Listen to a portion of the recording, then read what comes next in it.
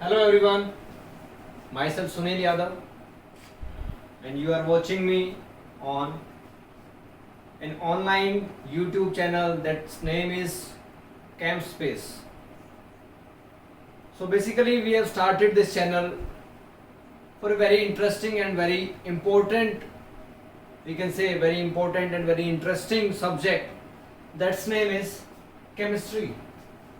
We started this channel for basically for chemistry. So today I will discuss some of the basic concepts and basic topics of chemistry. First of all, I am going to tell you that this channel, that is Camp Space, will provide you the root, foundation or root level concepts of chemistry, and I will take the root level chemistry to the competitive chemistry after that. So basically we will start with school level chemistry. School level chemistry and take it to NEET, JEE and other competitive exam chemistry. So first of all I am going to discuss something about the syllabus of class 12th chemistry. What is the syllabus? What are the topics involved in the syllabus of class 12th chemistry?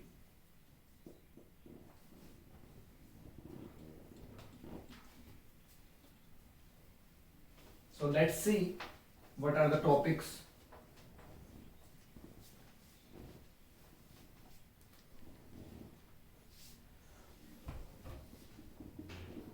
So in our class 12th, chemistry is basically divided into three parts. One is known as physical chemistry, another one is inorganic chemistry, and the third one is organic chemistry. There are three parts of chemistry. First is numerical chemistry जो होती है, जिस chemistry के portion के अंदर आपसे numericals यानी mathematics जैसे क्वेश्चंस यानी मैथमेटिकल कैलकुलेशन टाइप के क्वेश्चंस जो होते हैं वो इस केमिस्ट्री के अंदर हमसे पूछे जाते हैं, और बहुत ही मेरे हिसाब से सबसे इंटरेस्टिंग पार्ट ये होता है क्योंकि इसमें जब आप क्वेश्चन सॉल्व कर लेते हैं, अगर आप क्वेश्चन का कॉन्सेप्ट जानते हैं और क्वेश्चन की कैलकुलेशन आपने 100% सही तरीके से की है तो आपका मार्क्स भी 100% मार्क्स आएंगे, कोई डिडक्शन मार्क्स की होने की चांसेस नहीं होते हैं। साथ ही साथ मैं कहता हूं कि एक कॉन्सेप्चुअल केमिस्ट्री भी है, यानी इसके कुछ कॉन्सेप्ट्स भी ऐसे होते हैं जिनमें से कॉन्सेप्चुअल क्वेश्चंस भी बहुत आसानी से बनाए जा सकते हैं। तो फिजिकल केमिस्ट्री को बेसिकली हम लोग क्या कहते हैं, numerical plus conceptual chemistry. Next one is inorganic chemistry. Inorganic chemistry का मतलब होता है कि जो पीरियोडिक टेबल से जुड़ी हुई केमिस्ट्री है, यानी जो केमिस्ट्री हमारे पीरियोडिक टेबल से जुड़ करके जितने भी एलिमेंट्स हैं, यानी हम बोल सकते हैं कि एस ब्लॉक एलिमेंट्स हम लोग पढ़ते हैं क्लास 11th के अंदर, पी ब्लॉक भी पढ़ते हैं क्लास 11th में। पी ब्लॉक कंटिन्यूड होता है हमारा क्लास 12th के अंदर, कुछ ग्रुप्स पी ब्लॉक के क्लास 11th में पढ़ लेते हैं, कुछ ग्रुप्स हम क्लास 12th में पढ़ते हैं, तो कंटिन्यूस को आगे करते हैं, डी ब्लॉक एलिमेंट्स पढ़ते हैं। यानी जितने भी हम एलिमेंट्स पीरियोडिक टेबल के अंदर रखे हैं उनकी जो स्टडी होती है वो बेसिकली कहाँ होगी, इनऑर्गेनिक केमिस्ट्री के अंदर होगी। And the third part is organic chemistry. Organic chemistry is chemistry of carbon and hydrogen. Carbon और हाइड्रोजन से जुड़ी हुई केमिस्ट्री का नाम क्या है, ऑर्गेनिक केमिस्ट्री कहते हैं, यानी जिसके अंदर हम लोग कहते हैं कि हाइड्रोकार्बन्स, हाइड्रोकार्बन्स वाला जो पोर्शन होता है वो कहां आता है, यानी हाइड्रोजन और कार्बन से मिलकर के जितने भी कंपाउंड्स का डिस्कशन जनरली होता है वो ऑर्गेनिक केमिस्ट्री के अंदर आता है। हालांकि आजकल ऐसा नहीं है कि सिर्फ हाइड्रोजन और कार्बन से मिलकर के जो कंपाउंड बनते हैं वही ऑर्गेनिक केमिस्ट्री के अंदर होते हैं, उसके अलावा भी हेट्रोन्यूक्लियर कंपाउंड्स भी होते हैं जिनके अंदर nitrogen, oxygen, fluorine, sulphur, phosphorus, इस तरीके के कार्बन और हाइड्रोजन के अलावा और भी एलिमेंट्स यूज कर लेते हैं हम लोग। तो हेट्रोन्यूक्लियर कंपाउंड्स भी होते हैं, लेकिन वो आते सब ऑर्गेनिक केमिस्ट्री के अंदर ही है। तो देखिएगा भाई, आज की फर्स्ट क्लास में हम स्टार्ट करने वाले हैं क्लास 12th का बहुत ही बेसिक सा और फर्स्ट फर्स्ट चैप्टर वैसे तो आप लोग देख रहे होंगे, आपके पास जो बुक्स होंगी उन बुक्स के अंदर फर्स्ट चैप्टर सॉलिड स्टेट लिखा होता है, लेकिन अभी वो सिलेबस से निकाल दिया गया है, सिलेबस से हटा दिया गया है। तो अभी हम आज का जो फर्स्ट चैप्टर हमारे हिसाब से फिलहाल जो फर्स्ट चैप्टर होगा वो कौन सा होगा? सॉल्यूशंस। सॉल्यूशंस के अंदर सबसे पहली बात आ जाती है कि सॉल्यूशन का मतलब क्या होता है। सॉल्यूशन की अगर मैं डेफिनेशन की बात करूं तो कहते हैं कि it is defined as the homogeneous mixture of two or more than two substances, यानी कि अगर दो या दो से अधिक सब्सटेंसेस का, दो या दो से ज्यादा सब्सटेंसेस को होमोजीनियसली मिक्स कर दिया जाए तो उसके बाद जो चीज बनती है उसी चीज को हम सॉल्यूशन नाम देते हैं। अब आप पूछेंगे कि होमोजीनियस का मतलब क्या होता है, कि सपोज है आपने एक गिलास पानी लिया, उस एक गिलास पानी के अंदर आपने क्या किया, थोड़ी सी चीनी मिक्स कर दी उसके अंदर। चीनी मिक्स करेंगे तो क्या होगा, पानी मीठा हो जाएगा। पानी मीठा होगा तो उसके बाद क्या होगा, उस ग्लास के अंदर से आप पानी के ग्लास के ऊपर वाले हिस्से में से एक सिप लेकर के देखेंगे पानी की। उसके बाद सेकंड टाइम आप ग्लास के बिल्कुल बॉटम वाले हिस्से में से पानी की एक सिप लेकर के देखेंगे। अगर आपको दोनों जो गैसें टेस्ट सेम आ रहा है, इसका मतलब वो यूनिफॉर्म मिक्सचर है। और होमोजीनियस मिक्सचर, ऐसे मिक्सचर यूनिफॉर्म, मतलब यूनिफॉर्म मिक्सचर्स जो होते हैं उन्हीं को होमोजीनियस मिक्सचर्स भी हम लोग कहते हैं। अब यहां पर जो सॉल्यूशंस चैप्टर है हमारा, ये सॉल्यूशंस कौन से सॉल्यूशंस है, सबसे पहले तो आपको ये पता होना चाहिए। हमारे क्लास 12th का जो चैप्टर सॉल्यूशन नाम से है, उसके अंदर सॉल्यूशंस, हम ट्रू सॉल्यूशंस की बातें करते हैं। इसका डिस्कशन होता है यहां पर, ट्रू सॉल्यूशंस होता है। अब ट्रू सॉल्यूशंस आप लोग बोलेंगे कि ट्रू सॉल्यूशन का मतलब क्या होता है। ट्रू सॉल्यूशन हम कैसे बताते हैं कि पार्टिकल साइज होता है, यानी जो आपने चीजें घोली हैं उनका पार्टिकल साइज कितना होना चाहिए घोलने के बाद, 1 नैनोमीटर से छोटा, 1 नैनोमीटर से छोटा अगर पार्टिकल साइज है तो ऐसे सब सॉल्यूशंस को हम ट्रू सॉल्यूशंस की कैटेगरी में डाल देते हैं। तो ट्रू सॉल्यूशंस ही हमारा क्लास 12th का ये टॉपिक है, क्लास 12th के अंदर ये सिलेबस में डाला हुआ है। अब देखिएगा आगे बात करता हूं मैं, सॉल्यूशंस बनते कैसे हैं, सॉल्यूशंस होते क्या क्या हैं, किस किस चीज को आप मिक्स करेंगे, कैसे कैसे आप सॉल्यूशंस बनाएंगे। सॉल्यूशंस हम लोग बनाएंगे तो हम लोग जानते हैं कि सॉल्यूशंस जब बनते हैं तो सपोज दैट मैं आपको बोलता हूं, हमारे यहां पर बाइनरी सॉल्यूशंस जनरली हमारे सिलेबस के अंदर है। बाइनरी सॉल्यूशंस का मतलब क्या होता है, अभी कंपोज्ड ऑफ 2 कंपोनेंट्स, जो 2 कंपोनेंट्स से मिलकर के बने हो, 2 चीजों से मिलकर के बने हो। जैसे पानी के अंदर नमक मिक्स कर देते हैं हम लोग, तो पानी में नमक मिक्स कर रहे हैं तो पानी और नमक 2 चीजों से मिलकर के बना है। पानी में चीनी घोल रहे हैं तो नमक पानी और चीनी से मिलकर के बन रहा है, 2 चीजों से मिलकर के बन रहा है वो। तो ऐसे सॉल्यूशंस क्या होते हैं, बाइनरी सॉल्यूशंस होते हैं। अब बाइनरी सॉल्यूशंस के अंदर क्या होता है कि सॉल्यूशन जो होते हैं वो अपने आप में 2 चीजों से बनता है। बाइनरी सॉल्यूशंस की अगर बात करूं मैं, तो पहला है उसके अंदर जिसको हम सोल्यूट कहते हैं, and the another one is that is known as solvent. अब देखिए सोलवेंट या सोल्यूट किसको कहते हैं, बहुत सारी अलग अलग डेफिनेशंस होती हैं। सोल्यूट हम उसको कहते हैं which is present in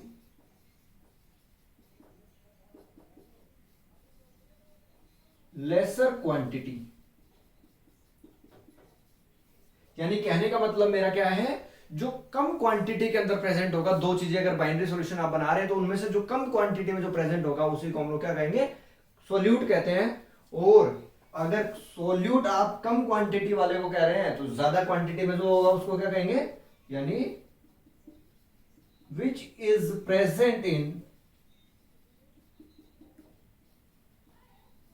larger quantity, जो ज्यादा क्वांटिटी के अंदर प्रेजेंट होगा उसको हम लोग क्या बोलेंगे, सॉल्वेंट बोलेंगे। या फिर कुछ लोग ऐसा भी कह देते हैं, एक डेफिनेशन मैं आपको बता देता हूं, ऐसे सोल्यूट हम उस चीज को कहते हैं जो घोला जा रहा है, जिसको हम डिसोल्व कर रहे हैं वो भी सोल्यूट कहलाता है। या फिर सॉल्वेंट हम ऐसी चीज को कहते हैं जो जिसके अंदर डिसोल्यूशन हो रहा है, जिसके अंदर घोला जा रहा है, उसको भी हम सोल्यूट कह देते हैं।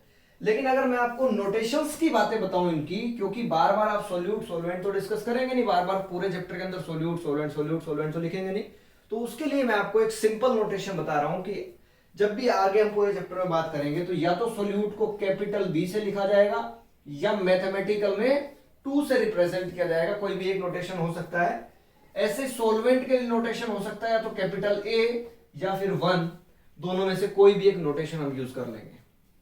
तो ये था हमारा बेसिक आइडिया, सोल्यूट सोलवेंट क्या होते हैं, सॉल्यूशंस किन किन चीजों से मिलकर के बनते हैं। सॉल्यूशन के अंदर हमेशा यही 2 कंपोनेंट्स होते हैं, इन 2 कंपोनेंट से ही सॉल्यूशंस बनाए जाते हैं, सोल्यूट प्लस सॉल्वेंट। और उन सोल्यूट सॉल्वेंट को मैंने आपको बताया कैसे, दोबारा सुन लीजिएगा, कैसे बताया मैंने, सोल्यूट और सॉल्वेंट जिसको हम कम क्वांटिटी में लेते हैं वो सोल्यूट कहलाता है, जो ज्यादा क्वांटिटी में होता है वो सॉल्वेंट कहलाता है। और सोल्यूट को हम कैपिटल बी या 2 से रिप्रेजेंट करते हैं, सॉल्वेंट को हम लोग कैपिटल ए या 1 से रिप्रेजेंट करते हैं। यही नोटेशन मैं पूरे चैप्टर के अंदर यूज करूंगा, ये आप लोग यहीं से याद रखेंगे, क्योंकि बार बार हम ए बी या 1 और 2 यूज करेंगे तो उससे कंफ्यूजन बिल्कुल क्रिएट नहीं होगा आपको, अगर आप ये चीज याद रखेंगे तो। साथ साथ सारी चीजों को क्लियर करते हुए चलेंगे।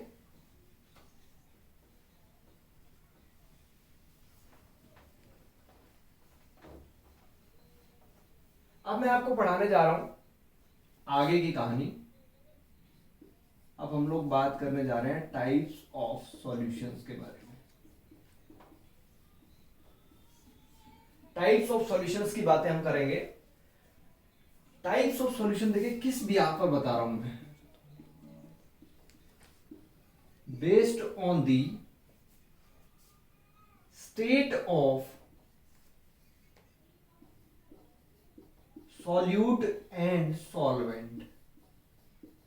जो भी सॉल्यूट और सॉल्वेंट होंगे उनके स्टेट के ऊपर डिपेंड करेगा कि हमारे सॉल्यूशंस कितने टाइप के बन जाते हैं। स्टेट का मतलब क्या समझते हैं बच्चे आप? बेटा जी देखो, स्टेट आपने पढ़ा होगा क्लास 11th के अंदर, आपने क्या पढ़ा होगा, solid liquid gas states of matter पढ़ाया गया था वहां पर। उन्हीं चीजों के बारे में, जो बेसिक स्टेट्स ऑफ मैटर है उनके बारे में मैं बात कर रहा हूं आपसे। स्टेट्स, अलग अलग स्टेट्स लेंगे, सोल्यूट सॉलिड लिक्विड गैस तीनों में हो सकता है, सोलवेंट भी सॉलिड लिक्विड गैस तीनों में हो सकता है। तो हम डिस्कस करेंगे उनके क्या एग्जांपल्स होंगे, उनके नाम क्या होंगे, सब बातें मैं डिस्कस करने वाला हूं। और ये जो डिस्कशन अभी हम स्टार्ट करने वाले types of solution based on the state of solute and solvent, ये हमारे लिए इंपॉर्टेंट क्यों हो जाता है? क्योंकि इसमें से ऑब्जेक्टिव क्वेश्चन जनरली बनता है। और जनरली क्वेश्चन बनता कैसे है? बोल देगा कि आपको सॉलिड सॉल्यूट ले लिया और गैसियस सॉल्वेंट ले लिया, तो उस टाइम पर उसका नाम क्या बनेगा, या ऐसे सॉल्यूशन का एग्जांपल क्या होगा। इस तरीके के जनरली क्वेश्चंस बना दिए जाते हैं। और इस तरीके के क्वेश्चन से क्या होता है, हमारा बहुत ही इजी तरीके से हम लोग ऐसा काम कर सकते हैं। देखिएगा, आप स्टार्ट कर रहा हूं मैं एक टेबल से, समझेंगे इस सब चीजों को हम लोग। बहुत ही आसान तरीका है, कुछ भी मुश्किल नहीं है। आपको डे टू डे लाइफ से रिलेट करके मैं सारी चीजें बताता रहूंगा साथ साथ। हम लोग लिखने वाले हैं यहां पर सीरियल नंबर है, this is serial number, this is solute, column for solute, this is the next column for solvent, next is the name, yeah, we can say type of that solution, and the last one is example. Last one is examples. So first of all I am going to discuss, मैं सबसे पहले बात कर रहा हूं solid solute लिया हमने, second time हमने लिक्विड सॉल्यूट लिया, और थर्ड टाइम हमने गैसियस सॉल्यूट लिया। गैस या गैसियस कुछ भी लिख सकते हैं हम लोग, लेकिन सॉल्वेंट तीनों टाइम मैंने क्या बोल दिया, सॉलिड ही लिया। मान लीजिए 9 टाइप्स के सॉल्यूशंस यहां से हम डिस्कस करने वाले हैं। जब हमने सॉल्यूट को सॉलिड स्टेट में लिया और सॉल्वेंट को भी सॉलिड स्टेट में लिया, तो हमारा जो नाम है बहुत ही सिंपल सा होगा। नाम आपके सामने लिखा हुआ मिलेगा, देखिएगा। एक मैं नाम पूरा लिख देता हूं, solid in solid, short form में लिखेंगे हम एस इन एस, इसको शॉर्ट फॉर्म में लिख सकते हैं ऐसे, फिर आगे वाले मैं शॉर्ट फॉर्म में लिख दूंगा ताकि ज्यादा स्पेस ऑक्यूपाई ना हो। सॉलिड इन सॉलिड यानी सॉलिड सॉल्यूट को सॉलिड ही सॉल्वेंट में डिसॉल्व किया हुआ है। तो ऐसे एग्जांपल्स क्या होते हैं? ऐसे एग्जांपल्स मैं आपको बताता हूं, बहुत ही आसान एग्जांपल्स हैं। अलॉयस, आपने देखा होगा मिक्सचर ऑफ मेटल्स, जिनको हम बेसिकली नाम क्या देते हैं? अलॉयस। जैसे कि अलॉयस के एग्जांपल क्या लिख सकते हो आप? Brass, bronze, these are the some of the examples of alloys, and that are the example of solid in solid type of solution. Next one is liquid in solid. Next one is liquid in solid, and the short form is LNS. Liquid in solid, and the example for liquid in solid is, we can write cheese, we can write butter, we can write vanishing cream. So these are the some of the examples of liquid in solid. Cheese, how can cheese be an example of liquid in solid? Because cheese is the solid part and liquid is inserted in that solid part. तो जो हमारा पनीर होता है, जो हमने पनीर देखा है, उस पनीर के अंदर क्या है? पूरा पार्ट सॉलिड का होता है, लेकिन उसके अंदर लिक्विड भरा हुआ होता है। ऐसे मक्खन जो आपने देखा होगा, बटर, उसके अंदर भी क्या होता है? पूरा पार्ट सॉलिड पार्ट होता है, उसके अंदर लिक्विड भरा हुआ होता है। तो लिक्विड इन सॉलिड का एक एग्जांपल हो जाता है। Next is gas in solid. Next बन जाता है gas in solid, GNS, gas in solid.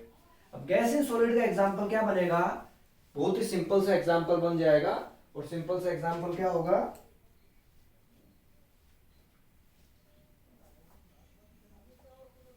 आप लोगों ने देखा होगा डस्ट पार्टिकल्स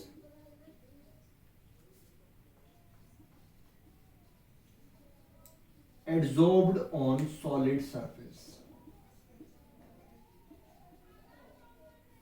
डस्ट के पार्टिकल्स जो होंगे, यानी सपोज दैट मैं आपको बोलूं कि भाई जैसे कि कोई भी आपने सॉलिड, मान लीजिए मैं ये ले लेता हूं, ये डस्टर ले लेता हूं, ये सॉलिड सरफेस है। इसको अगर 2-4-5 घंटे के लिए बाहर रख दिया जाए ओपन एटमॉस्फेयर में, तो बहुत सारे डस्ट पार्टिकल्स इसके ऊपर आकर के एक्यूमुलेट हो जाएंगे, चिपक जाएंगे आकर के। तो वो क्या होगा? ये सॉलिड सरफेस था, उस सॉलिड सरफेस के ऊपर आकर के गैसेस या डस्ट पार्टिकल्स आकर के चिपक गए। तो क्या होगा? वो वहां पर क्या होगा? कोई ना कोई केमिकल रिएक्शन यानी केमिकल बॉन्डिंग, कोई ना कोई बॉन्डिंग, वीक बॉन्डिंग हो, स्ट्रॉन्ग बॉन्डिंग हो, वो एक अलग मैटर है, लेकिन उसकी वजह से चिपका है। और वो जो चिपकने वाला प्रोसेस है उसको एडजॉर्प्शन कहा जाता है। इसलिए मैंने लिखा है dust particles adsorbed on solid surface. Solid के सरफेस के ऊपर डस्ट के पार्टिकल चिपक जाना। Next, the fourth type, solid, liquid and the gas. अब की बार हम लोग लिक्विड सॉल्वेंट क्या लेंगे? लिक्विड लेंगे। और लिक्विड वाले जो एग्जांपल्स होते हैं वो बहुत इजी एग्जांपल्स होते हैं, आप लोग देखते हैं जनरल लाइफ में देखते हैं। देखिएगा, सॉलिड सॉल्यूट को लिक्विड सॉल्वेंट में घोल रखा है, तो नाम बन गया इसका सॉलिड इन लिक्विड। नाम क्या बन जाता है इसका? Solid in liquid.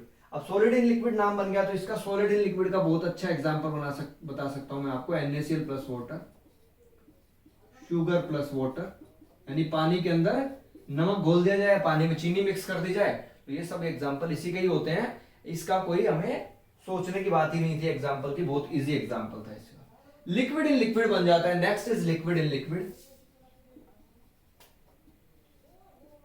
Liquid in liquid. Liquid in liquid के अंदर क्या होता है कि लिक्विड सॉल्यूट को आपने लिक्विड ही सॉल्वेंट के अंदर डिसॉल्व किया है। अब लिक्विड सॉल्यूट क्या हो सकता है? भाई बहुत अच्छा एग्जांपल बता सकता हूं मैं आपको, अल्कोहल प्लस वाटर। पानी के अंदर अल्कोहल मिक्स कर दिया जाए तो वो लिक्विड इन लिक्विड का एग्जांपल बन जाता है। अल्कोहल लिक्विड स्टेट में है और पानी भी लिक्विड स्टेट में, दोनों को मिक्स कर दिया, लिक्विड इन लिक्विड टाइप का सॉल्यूशन बन गया हमारा। Next is gas in liquid. अब गैस को लिक्विड में मिक्स कर रखा है, तो एग्जांपल क्या बन गया? यानी नाम, पहले तो नाम क्या बन गया इसका? गैस इन लिक्विड नाम बन जाता है। अब गैस इन लिक्विड नाम बनने के बाद देखिएगा क्या होता है इसका example. O2 dissolve in water, पानी के अंदर जो हमने क्या कर रखा है, ऑक्सीजन हमने नहीं, या वैसे बाय नेचर भी घुली हुई होती है, अगर आप पानी को ठंडा करेंगे तो भी घुल जाएगी उसके अंदर, यानी O2 डिजोल्व इन वाटर, पानी के अंदर जो भी ऑक्सीजन डिजोल्व होती है वो क्या होगा, ऑक्सीजन एक गैस थी और वो पानी एक लिक्विड था, लिक्विड के अंदर क्या घुल गई, गैस घुल गई, तो O2 डिजोल्व इन लिक्विड भी एग्जांपल किसका बन गया हमारा, गैस इन लिक्विड का एग्जांपल बन गया। और एग्जांपल बता देता हूं, आप लोग कोल्ड ड्रिंक सब लोग पीते होंगे, गर्मी के दिन चल रहा है, गर्मी का मौसम है और लॉकडाउन चल रहा है घर में, तो घर में बैठे होंगे सब लोग, तो कोल्ड ड्रिंक का मजा उठा लेते हैं कभी कभार। उस कोल्ड ड्रिंक के अंदर क्या है, उसको एरिएटेड ड्रिंक्स भी कहते हैं हम लोग, यानी कोल्ड ड्रिंक के अंदर जब आप बोतल खोलते तो आपको एक गैस रिलीज होने की आवाज आती है, वो क्यों होती है, क्योंकि कार्बन डाइऑक्साइड अंडर प्रेशर उसके अंदर भरी हुई है, यानी वो गैस अंडर प्रेशर लिक्विड के अंदर स्टोर्ड है, तो उसको हम लोग क्या कह रहे हैं, एरिएटेड ड्रिंक्स भी लिख सकता हूं यहां पर एग्जांपल उसका, एरिएटेड ड्रिंक्स या कार्बोनेटेड ड्रिंक्स लिख देता हूं।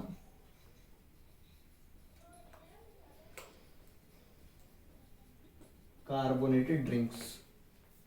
Next is 7th number, again I am taking solid, liquid and gas.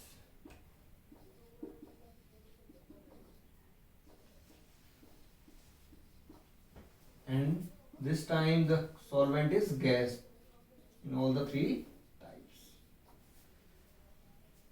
देखिएगा सॉलिड गैस के अंदर खुला है आपकी बार, solid in gas, the name is solid in gas. Solid in gas तो बहुत अच्छे से आप पहचान सकते हैं, जैसे कि आजकल गर्मी का सीजन है तो बारिश या थंडरस्टॉर्म्स ये सब चलते रहते हैं और तेज हवाएं चलती रहती है, तो हवा के अंदर डस्ट पार्टिकल्स बहुत बार देखे होंगे आपने, यानी बहुत अच्छा एग्जांपल बन सकता है dust in air,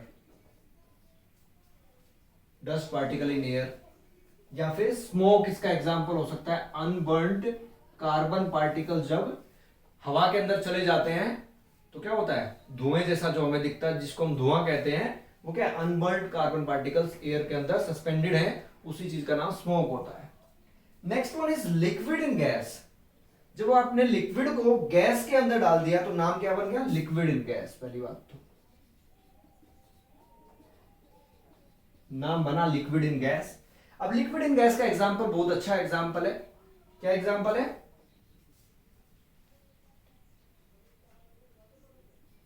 moisture in the air, हवा के अंदर नमी, मॉइस्चर इन द एयर एक एग्जांपल बताता हूं मैं आपको, moisture in the air. Second example और बता देता हूं, आजकल गर्मी के दिनों में आप लोग हीट वगैरह या इंसेक्टिसाइड स्प्रे जितने भी करते हैं तो पहले वो लिक्विड होते हैं, बोतल के अंदर होते हैं, स्प्रे करते ही वो पूरा गैस के अंदर डिस्पर्स हो जाते हैं, तो डिफ्यूज कर जाते हैं, पूरी गैस के एयर के अंदर डिफ्यूज कर जाते हैं, तो क्या है वो लिक्विड को स्प्रे किया था और वो एयर के अंदर डिफ्यूज हो गया है, तो चला कहां गया, वो गैस के अंदर चला गया, यानी एयर के अंदर चला गया, तो लिक्विड इन गैस का एग्जांपल बन जाएगा वो भी। उसके अलावा और एग्जांपल पेस्टिसाइड स्प्रे जितने होते हैं वो भी सब क्या कहां पर आते हैं, लिक्विड इन गैस का ही एग्जांपल होता है। And the last one is gas in gas. Last क्या हमारा, गैस इन गैस, यानी गैस को गैस में ही डिसोल्व किया हुआ है और गैस को गैस में डिसोल्व किया हुआ है, तो ऐसा एग्जांपल कौन सा हो सकता है भाई, एटमॉस्फेयर के अंदर आप बहुत भली बातें जानते हैं, अच्छे से जानते हैं, एटमॉस्फेयर के अंदर क्या है, O2 प्लस N2, ऑक्सीजन और नाइट्रोजन का मिक्सचर है कि नहीं है एटमॉस्फेयर के अंदर, एटमॉस्फेयर के अंदर और क्या क्या है, O2 प्लस H2 का मिक्सचर भी है, यानी जितनी भी एटमॉस्फेयर में जितनी भी गैसेस वो सब मिक्सचर ही तो अपने आप में, और वो गैसियस मिक्सचर ही है अपने आप में। तो ये सब एग्जांपल्स हैं हमारे इन सारे टाइप्स ऑफ सॉल्यूशंस के। अगर आप ये सारे एग्जांपल समझ लेंगे, और इन एग्जांपल्स को समझने के लिए आपको बहुत ज्यादा दिमाग लगाने की जरूरत नहीं है, इन सब एग्जांपल्स को आप डे टू डे लाइफ से जोड़ करके पढ़ेंगे तो आपको बिल्कुल प्रेशर फील नहीं होगा, आप बिल्कुल ही ऐसा महसूस करेंगे जैसे आपके डे टू डे लाइफ से जुड़ी हुई बातें सारी की सारी है।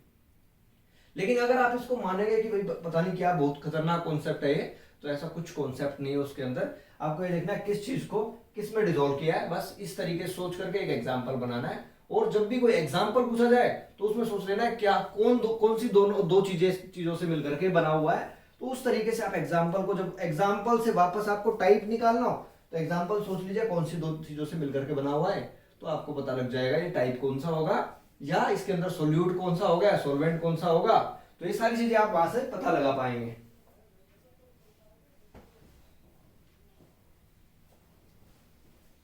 अब देखिएगा मैं आपको बताने वाला हूं कुछ और बहुत ही इंपॉर्टेंट बातें। अभी ये तो बहुत बेसिक बेसिक सी बातें थी, चैप्टर की स्टार्टिंग थी ये, बिल्कुल। और मेरे हिसाब से सबको इजीली समझ आई होगी, और फिर भी समझ ना आई हो किसी को भी तो बेटा जी मैंने मेल, अपना डिस्क्रिप्शन बॉक्स के अंदर मेरी मेल आईडी है, आप उस मेल आईडी पर मेल डाल सकते हैं, उससे मैं आपको कमेंट सेक्शन में आप कमेंट कर सकते हैं और मेल आईडी पर मेल कर सकते हैं, मैं आपको जरूर रिप्लाई करूंगा। और ऐसे कोई भी मुझे डाउट्स लगे जो कि मुझे क्लास के अंदर डिस्कस करने लायक लगेगा, कोई डाउट ऐसा, तो मैं कोशिश करूंगा कि उसको मैं क्लास के अंदर ही डिस्कस करूं। और ऐसा डाउट हुआ कि भाई वो पर्सनली बता दिया जाए तो मैं पर्सनली मेल पर रिवर्ट बैक कर दूंगा, रिप्लाई कर दूंगा वहीं पर ही, तो उसके लिए आप परेशान ना हो बिल्कुल भी। अब हम लोग बात करने वाले हैं सॉल्यूशंस की कुछ आगे की बातें। देखिएगा सपोज दैट मैं आपको बोल रहा हूं कि ये एक ग्लास है, ये एक और ग्लास है, और ये एक और ग्लास है। इन ग्लासेस का वॉल्यूम जो है ना सबका 100 ml ही है, इसका वॉल्यूम भी 100 ml है और इसका वॉल्यूम भी 100 ml है। तीन अलग अलग ग्लासेस लिए मैंने और सबके अंदर क्या था, पानी भरा हुआ है, 100 ml पानी भरा हुआ है सबके अंदर।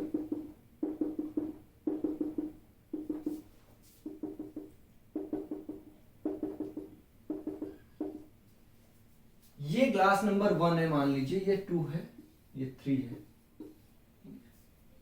तीन अलग अलग कंटेनर्स है, ग्लास है, कुछ भी आप मान सकते हैं। अब इसके अंदर मैंने क्या किया, 1 स्पून क्या कर दिया, NaCl ऐड कर रखा है, 1 स्पून NaCl ऐड किया मैंने।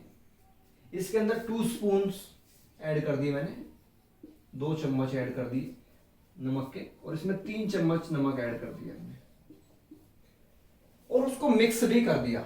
उसको मिक्स करने के बाद क्या होगा, अब तीनों के अंदर नमक मिक्स कर दिया तो तीनों का टेस्ट बन गया होगा, सोल्टी टेस्ट हो गया होगा।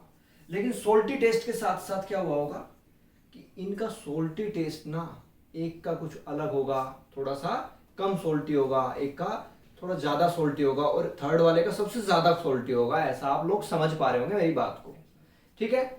अगर ये बात आपको समझ आ रही है तो आपको as a science student, as a chemistry student, अगर आपसे मैं ही पूछ लूं या कोई भी आपसे बंदा पूछ ले कि भाई मुझे ये बताइए कि इन तीनों में डिफरेंस क्या है जरा, ये जो तीन चीजें हमने कंटेनर्स ले रखे हैं जिसके अंदर 1 चम्मच नमक घोला है पहले में, दूसरे में 2 चम्मच नमक घोला है, तीसरे में 3 चम्मच नमक घोला है, तो इसके अंदर डिफरेंस क्या है, यानी वास्तव में इसका मतलब क्या है।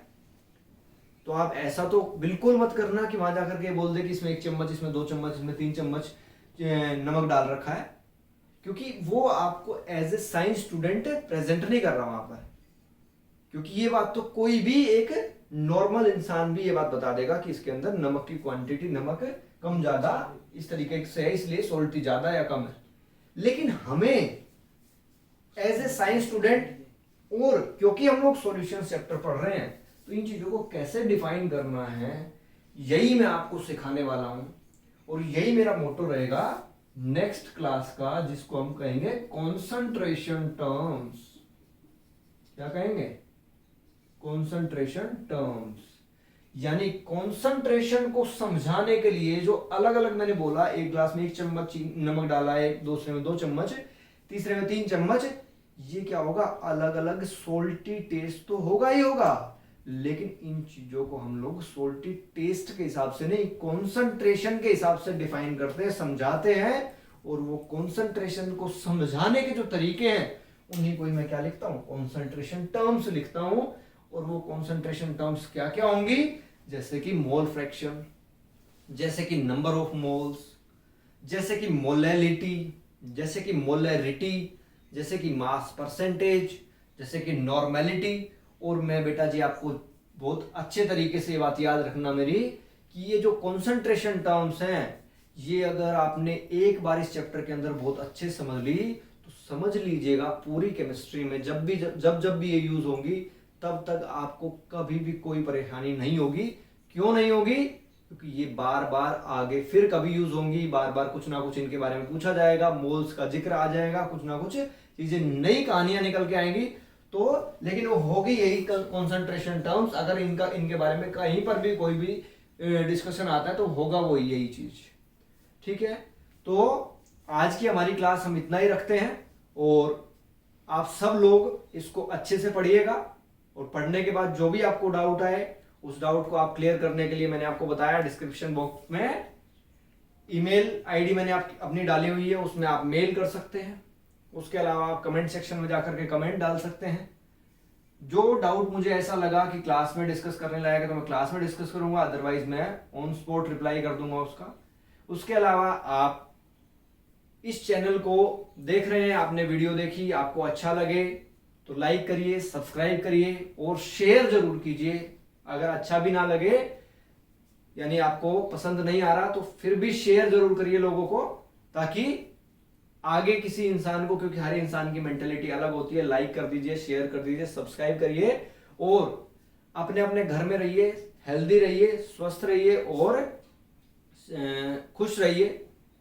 And thank you and have a nice day.